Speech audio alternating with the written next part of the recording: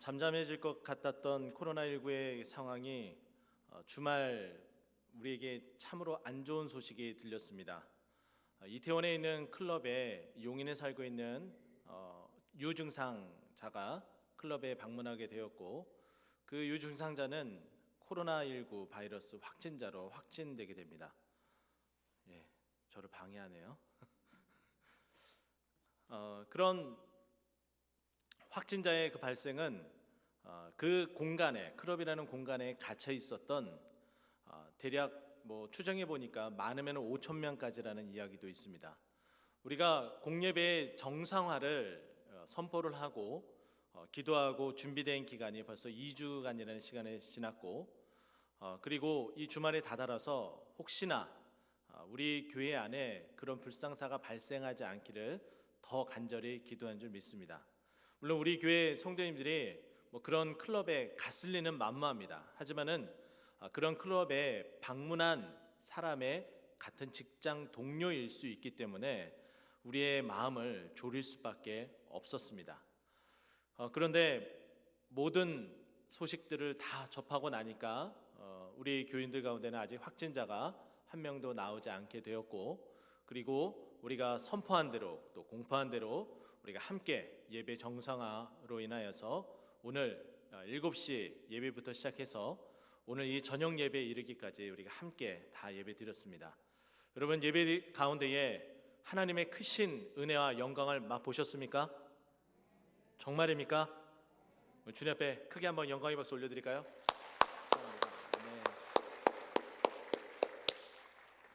이게 얼마나 기쁘고 얼마나 감사한 일인지 모릅니다. 빨리 정상화되기를 바랬었는데 바로 이렇게 정상화돼서 이렇게 함께 예배드릴 수 있다는 것이 정말 감사하고 또 감사할 뿐입니다. 저는 오늘 출애굽기 이 2장 말씀을 통해서 역사를 써내려가는 가정이라는 제목으로 가정의 달에 맞춰서 함께 말씀의 은혜를 나누고자 합니다. 여러분의 가정도 역사가 분명히 있을 것입니다. 이미 우리는 역사를 써내려가고 있습니다. 초유의 사태였죠. 코로나19로 말미암아 어떻게 우리가 예배드리는 이 예배당 가운데에 한 사람도 나오지 못하고 또 영상으로 예배드리는 이 초유의 사태, 바로 그 역사의 현장 가운데서도 우리가 묵묵히 기도하며 빠른 회복이 일어나기를, 그리고 한 명의 확진자도 우리 교회 안에서 발생하지 않기를 기도하며 지냈었던 지난 3개월의 시간을 돌이켜보면은 바로 우리는 코로나19 시대를 살아가며 역사를 써내려가고 있는 꽃동산교회 우리 모든 가족이 아닐까 생각을 해봅니다. 여러분의 가정도 이와 같은 힘듦의 시간을 잘 이겨냈으리라고 봅니다. 그런데 오늘 본문에 바로 그런 힘듦과 어려움을 이겨낸 한 가정이 있는데 그 가정을 소개하고자 합니다. 이집트 18왕조의 두 번째 왕이었던 아멘호텝 1세는 그가 그 자신의 뒤를 이을 후계자를 정하지 못하고 그만 죽게 됩니다. 그와 같은 상황은 여러분이 짐작하시는 것처럼 왕권 쟁탈을 위해서 많은 혼란스러움이 있게 되고, 그리고 왕권을 잡은 사람은 그 이후에 왕권을 정확하게 단도리를 하기 위해서 보통 철권 통치를 하는 일들이 보편적인 모습입니다. 그래서 아멘호텝 1세에 이어서 투트모스 1세가 왕위에 오르게 되는데, 이 투트모스 1세가 철권 통치를 하는데 어떠한 모습으로 철권 통치를 하느냐, 바로 자신의 나라 안에 있는 그 유물을 외국으로 그리고 팔아먹으려고 하는, 유출하려고 하는 사람을 가만 놔두지 않았습니다. 아주 엄벌에 처하는 일이 있었죠. 그리고 또 한 가지 철권 통치의 방법 가운데 하나는 오늘 본문 말씀은 아니지만 바로 앞장에 있는 1장에 언급되어진 내용을 바로 그렇게 통치하였습니다. 그 내용은 무엇이냐면은 바로 이것입니다. 히브리인이라는 노예 종족에 있었는데 이 노예 종족이 점점 그 수가 많아졌습니다. 이 수가 점점 많아지게 되면은 자기의 왕권을 유지하고 이끌어가는 데에 위협이 되니까 태어나는 아기, 히브리인의 그 아기 가운데에 남자 아이는 다 죽이고 여자 아이는 살려두라라는 남자 아이를 살해하라는 명령, 바로 이런 피해 철권 통치를 하게 됩니다. 그 현장 가운데 있었던 가정이 오늘 소개가 되어지고 있습니다. 2장 1절 말씀 보게 되면은 레위 가족 중 한 사람이 레위 여자에게 장가들었다. 오늘 본문의 주인공은 누구인지 이름은 밝혀지지 않지만은 그가 히브리인 중에서도 레위 지파임을 소개하고 있습니다. 두 명 다 남편과 아내가 레위 지파라는 것은 바로 제사장 지파로서 하나님 앞에 더욱더 예배하고 기도하기를 힘쓰는 사람이라는 걸 추정할 수 있습니다. 모든 레위 지파가 다 예배하고 기도하는 사람은 아니지만은 저는 일반적인 모습 가운데에 일단 레위 지파는 예배하고 기도하는 지파이기 때문에 그와 같은 가정 속에 오늘 말씀의 본문으로 더 깊숙이 들어가고자 합니다. 그런데 이 가정에 이 아내가 임신을 하게 됩니다. 임신을 해서 아이를 낳게 되는데 그 아이는 남자아이였습니다. 철권 통치에 바로 해당되는 그 남자아이가 태어남으로 말미암아 가슴 졸이는 일이 벌어지게 됩니다. 그런데 이 엄마가 이 아이를 바라보니까는 처음에는 어떠한 모습으로 소개가 되어지느냐, 잘생긴 모습이다라고 소개하고 있습니다. 그리고 그 잘생긴 모습을 그 엄마가 보았다라고 이야기합니다. 이 잘생겼다라는 히브리어를 살펴보고 그리고 보았다라는 단어를 살펴보게 되면은 아주 흔한 많이 사용되어진 히브리어인데 바로 잘생겼다라는 것은 토브라는 단어를 사용하고 그리고 보았다라는 것은 라아 동사를 사용합니다.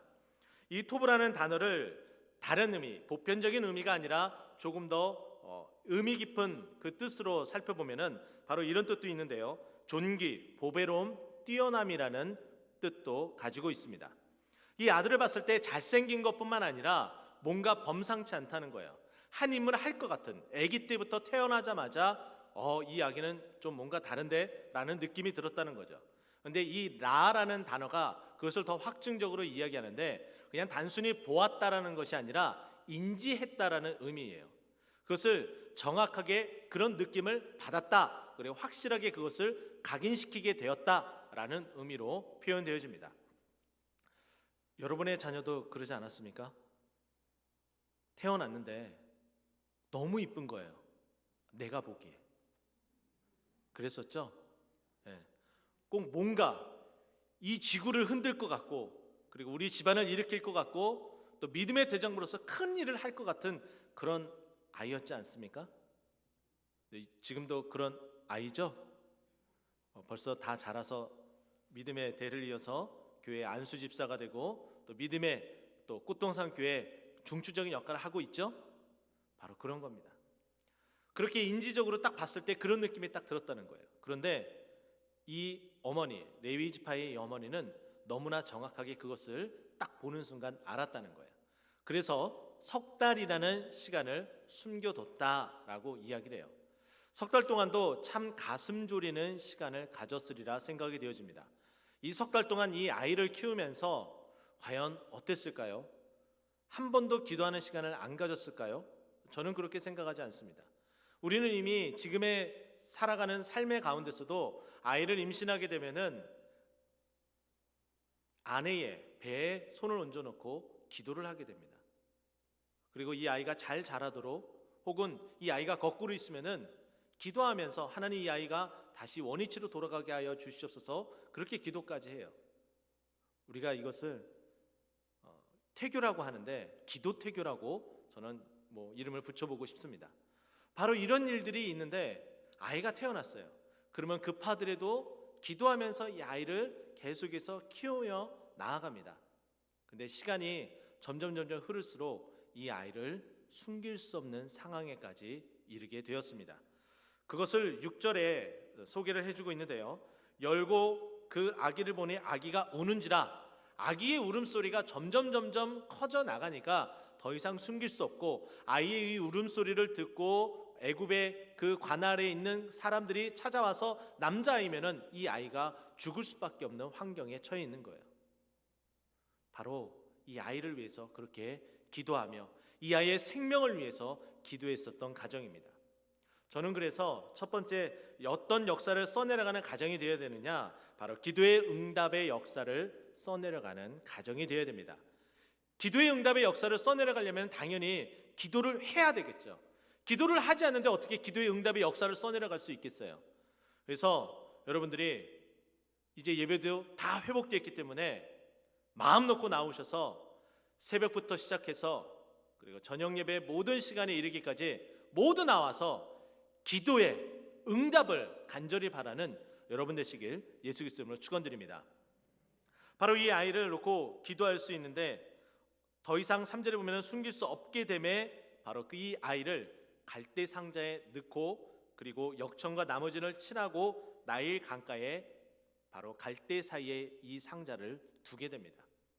누군가가 발견할 수 있도록 거기다 두는 거예요. 이것은 이미 계획된 대로 그리고 이미 많은 것들을 본 대로 그 계획에 의해서 움직인 듯합니다. 왜냐하면 그냥 흘려보내는 것이 아니라 거기다 두면은 누군가가 그 갈대 사이에 이 상자를 발견하게 되고 그리고 이 아이가 살아나게 될 것을. 그런데 이 아이가 히브리인 남자이기 때문에 딱 봐도 남자아이이기 때문에 죽임을 당할 것이기 때문에 그 죽음으로부터 보호할 수 있는 권력에 있는 사람이 눈에 띌 수 있는 바로 그곳, 그리고 안전할 수 있는 그곳, 그리고 모성애를 발견할 수 있는 그곳, 바로 그곳에 이 아이를 놔두게 됩니다. 그러면 4절 말씀 보게 되면은 그 누이가 어떻게 되는지 알려고 멀리 섰다라고 소개를 합니다. 계속해서 이 이야기는 뭐 하겠지만은 여기에서 누이는 우리가 잘 알고 있는 것처럼 미리암입니다. 이 미리암의 이 나이를 우리는 조금은 생각해 볼 수가 있는데 우리의 이 본문에 나타나는 이 아기는 바로 모세입니다. 우리가 맨 마지막 절에 그것이 나오는데요. 그 아기의 이름을 물에서 건짐을 받았다 해서 모세라 이름을 합니다. 그럼 모세의 형님은 아론으로서 바로 3살 차이가 나는 형님입니다. 그럼 아론의 나이는 그가 출애굽할 그 당시의 나이가 83세이고 모세의 나이는 80세였습니다. 그러면 미리암의 나이는 과연 몇 살이냐? 그 누이인데 여러 가지 많은 주석가들이 많은 이야기들을 하는데 많게는 14살에서 15살까지 추정을 합니다.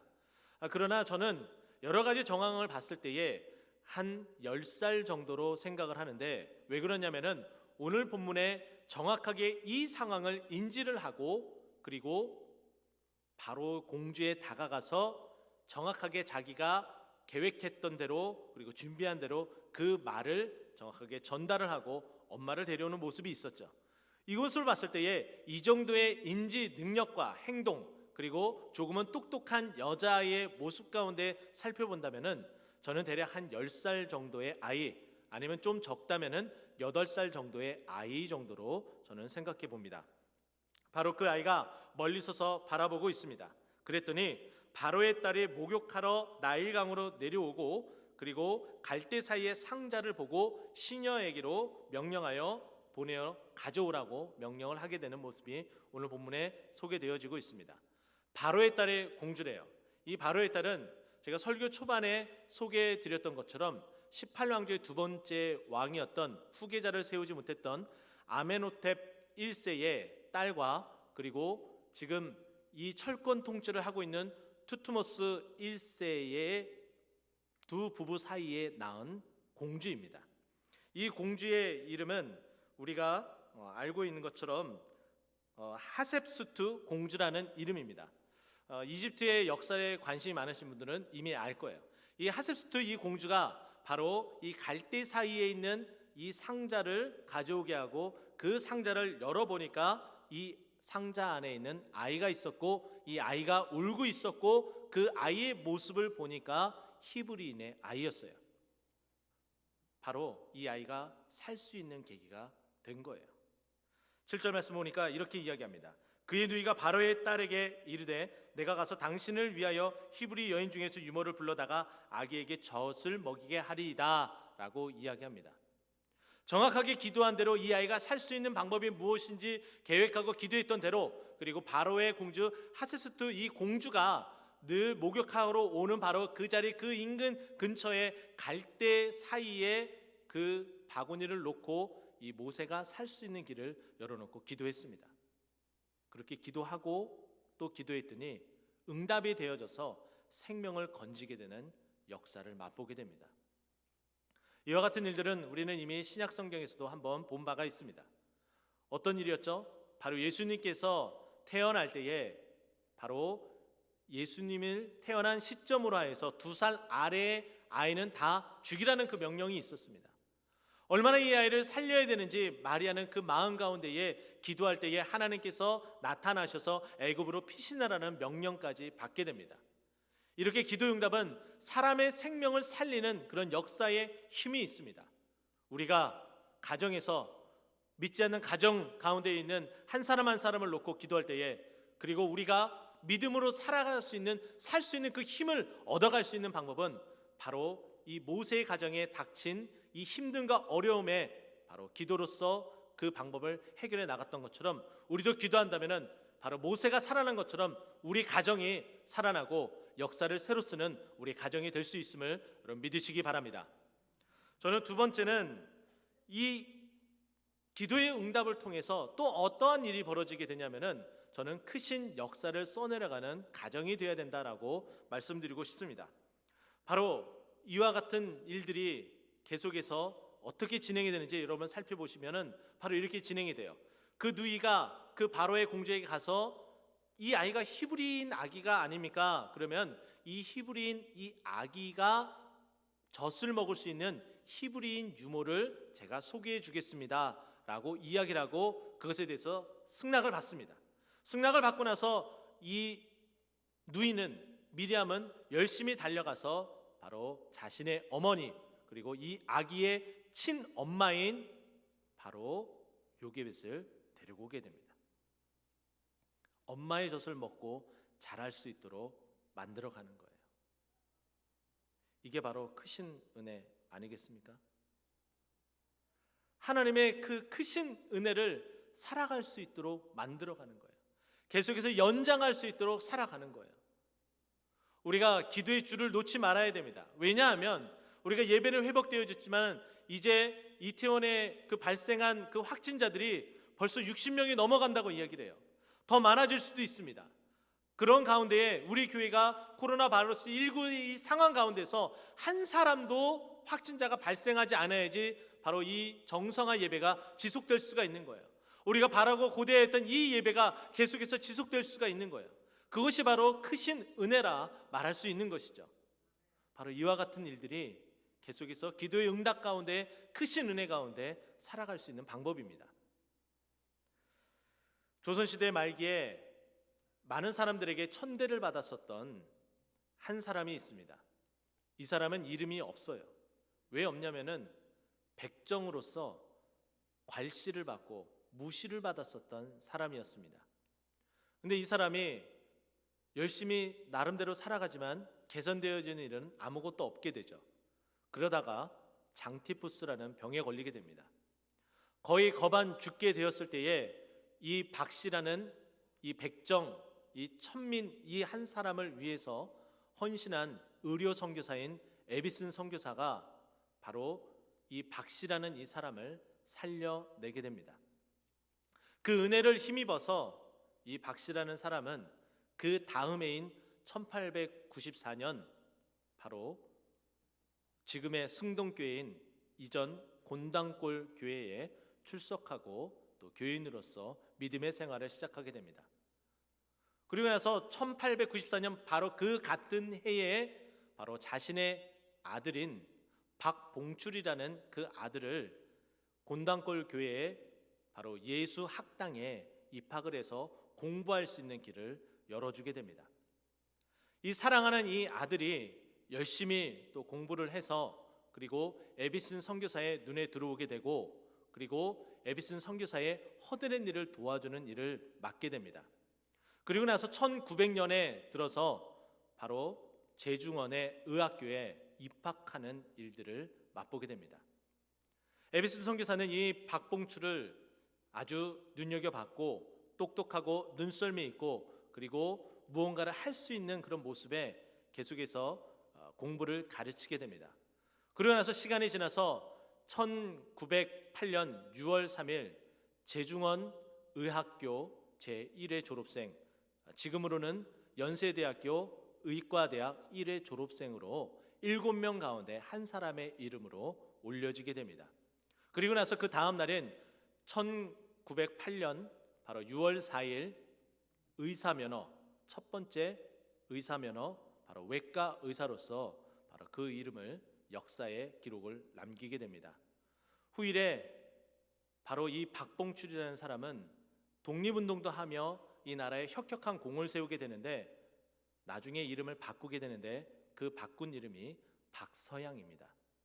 이 박서양이라는 이름은, 그리고 박성춘이라는 이 이름은 우리가 한 3년 전에 KBS에서 아버지가 만들어낸 아들 해서 이미 KBS 다큐멘터리로 우리 역사 속에서 소개되어진 바도 있습니다.